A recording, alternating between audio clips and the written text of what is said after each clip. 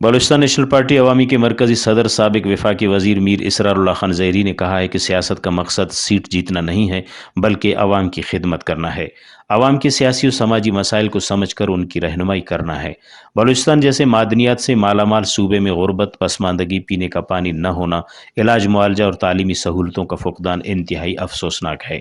پارٹیوں کی تاریخ میں اونچ نیچ آتی رہتی ہے، لیکن ہم اپنے آبا و اجداد کی روایتوں کو نہیں چھوڑیں گے۔ ان خیالات کا اظہار میر اسرار اللہ خان زہری نے اپنی رہائش گاہ زہری حویلی میں خوزدار کے صحافیوں سے بات چیت کرتے ہوئے کہا۔